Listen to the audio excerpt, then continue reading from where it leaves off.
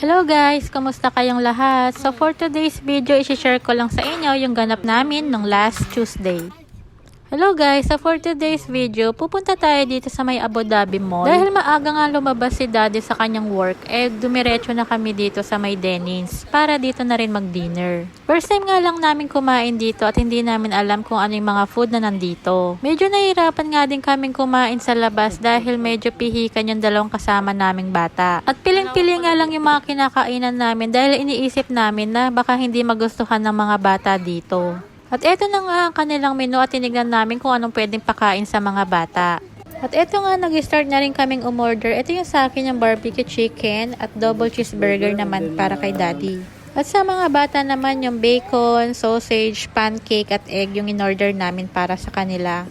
At eto na nga ang ating mga pagkain. So thank you Lord sa blessing. Kain tayo!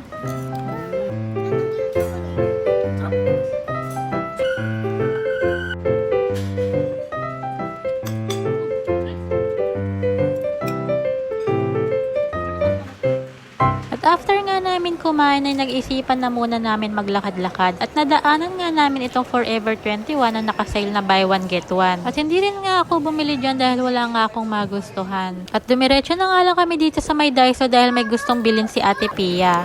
After nga namin sa Daiso ay umalis na din kami. At dumiretso pala kami dito sa may X5 car accessories. May gusto kasing tingnan si Daddy dito. Plan niya kasing ipalagyan ng tinted itong sasakyan. At eto nga, may mga nakakausap na nga din siya. Pero hindi namin pinalagyan ngayon, tsaka na lang daw pag may budget kasi medyo may kamahalan. So ayun lang, thank you Lord sa blessing. Thank you for watching. Bye!